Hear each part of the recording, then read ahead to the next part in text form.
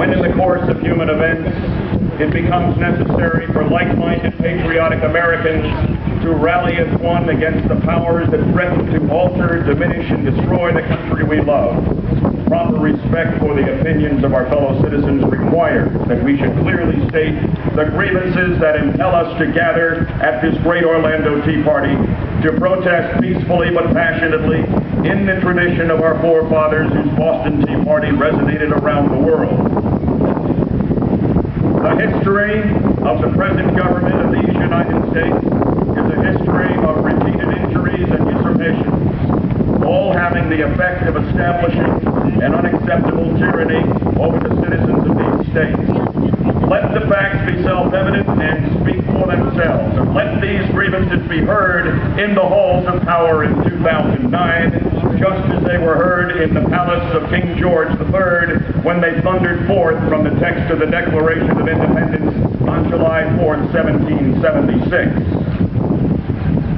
Be it resolved on this 21st day of March in the year 2009 at the Great Orlando Tea Party on the shore of Lake Eola in Orlando, Florida, that just as our forefathers at the Boston Tea Party protested tyranny at the hands of the British Crown and taxation without representation, we hereby raise our voices against the arrogance and the ruinous policies of our own government. I was about to say, if anything along the way rings true, let's hear it, because the silent majority can remain silent no longer.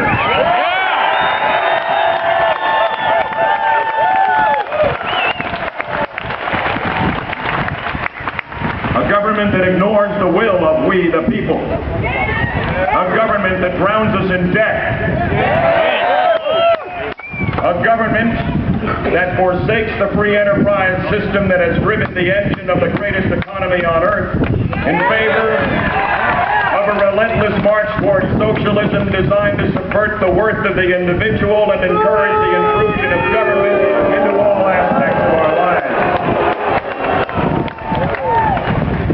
And so let the word go forth from this time and place that we are a proud, freedom-loving Americans who cherish individual liberty.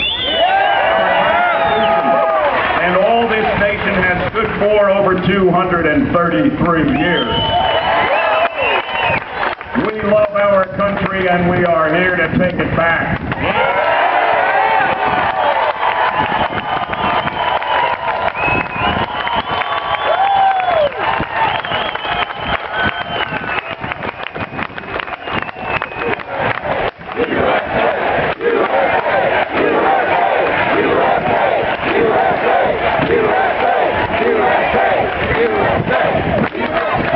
Let us hereby resolve that we have had enough of massive government-driven bailouts using our money.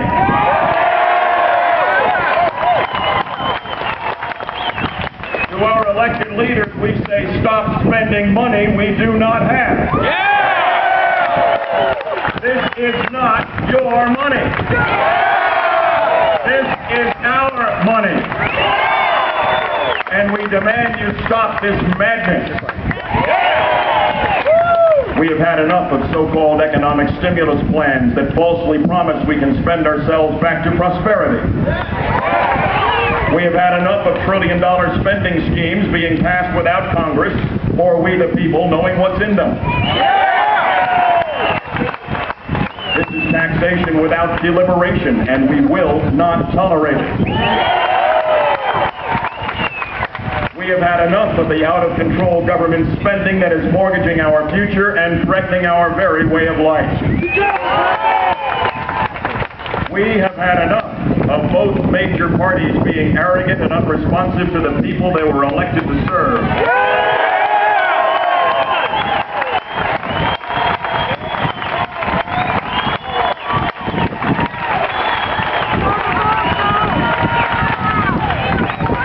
We have had enough of seeing money taken unfairly from honest, hard-working Americans through excessive taxation and redistribution to people who have not earned the money.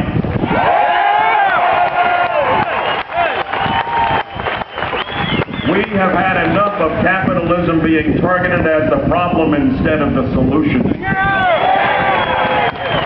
And we have had enough of government being called the solution when government is the problem.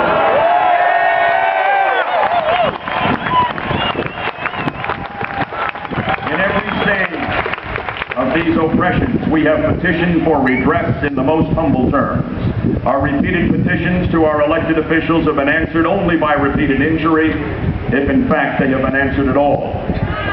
A government so arrogant and unresponsive to its people is unfit to be the ruler of a free people.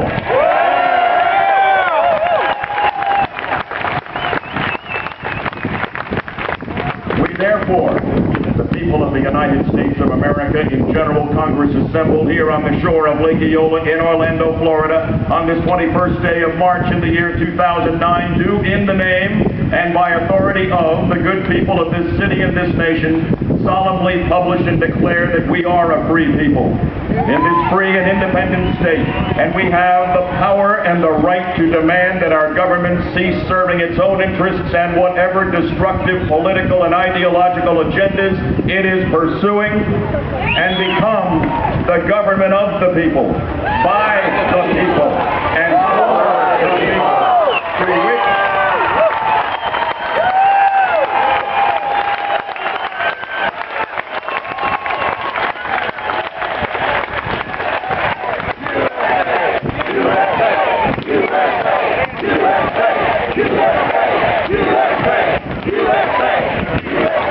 to which we are entitled as Americans, and that for the support of this declaration, with a firm reliance on divine providence, we mutually pledge to each other our lives, our fortunes, and our sacred honor.